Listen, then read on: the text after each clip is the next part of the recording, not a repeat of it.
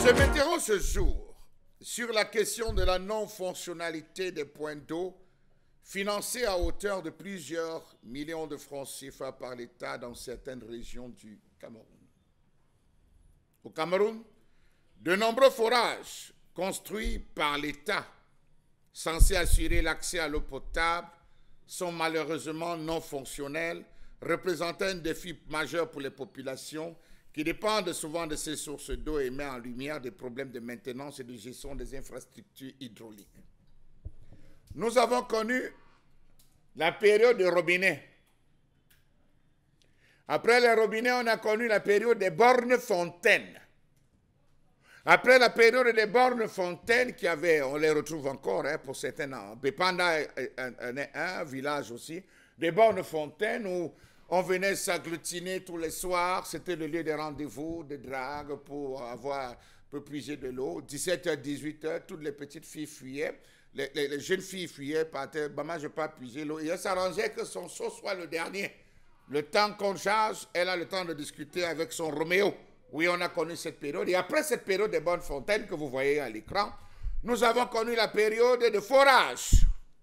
Au Cameroun, de nombreux forages conçus par l'État censés assurer l'accès à l'eau potable sont malheureusement non fonctionnels. Comment comprendre cette non-fonctionnalité malgré les fortes sommes décaissées par l'État pour assurer une adduction en eau convenable, entraînant des difficultés d'accès à l'eau et des risques pour la santé publique? Après le forage, nous avons une autre innovation, les cubiténaires qui avaient été pensés par Kamwata à l'époque, où on avait véritablement des soucis. Lorsque vous passez par la rue des pavés, au niveau de Bepanda Safari, ou Ambiance, je ne sais plus, pardonnez-moi d'avoir oublié cet endroit, vous allez retrouver ces citernes sont changées, ces cubiténaires sont ravitaillés constamment par des citernes d'eau. Oui, ça a été un moyen trouvé par l'État pour faciliter l'accès à l'eau potable. Ces problèmes sont particulièrement prononcés dans les zones rurales et les villes comme Douala, où l'accès à un approvisionnement en eau fiable est un défi quotidien.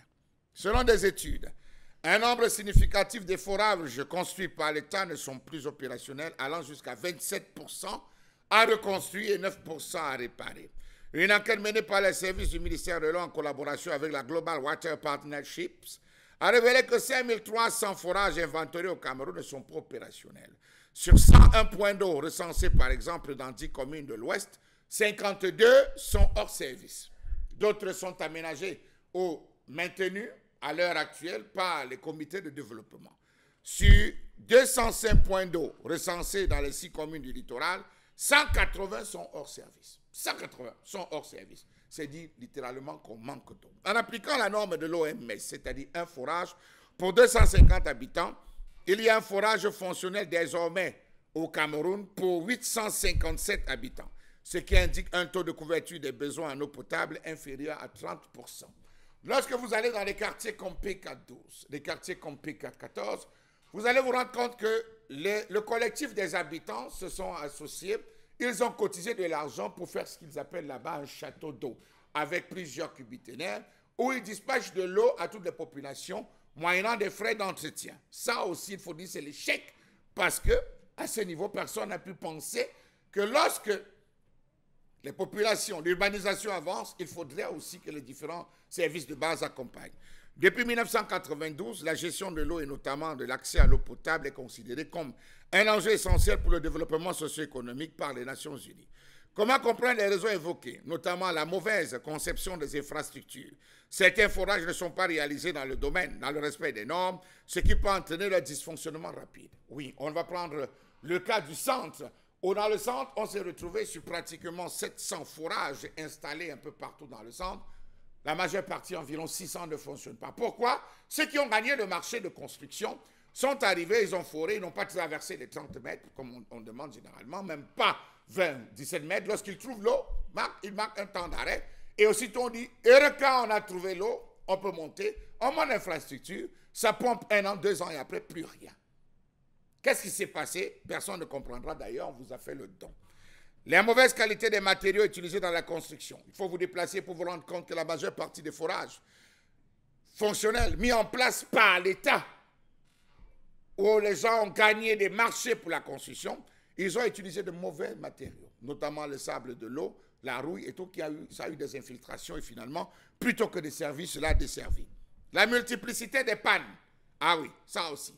La mauvaise qualité de l'eau qui coule de ces fontaines, le manque d'entretien des points d'eau existants, l'absence de comité de gestion communautaire.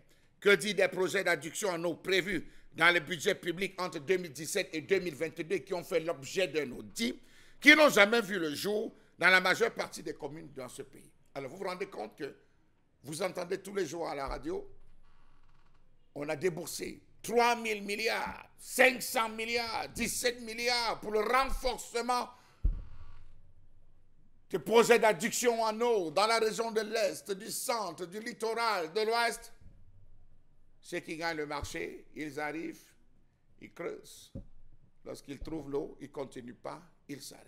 Nous avons une multiplicité aujourd'hui d'entreprises de forage qui se baladent un peu partout, après la belle échappée des Skywater, qui se baladent partout, qui creusent, mais le problème demeure le même. Où se situe le véritable problème? Pourquoi l'État a-t-il failli? Pourquoi a-t-il dépensé autant d'argent si tous ces différents forages devaient être aujourd'hui non fonctionnels?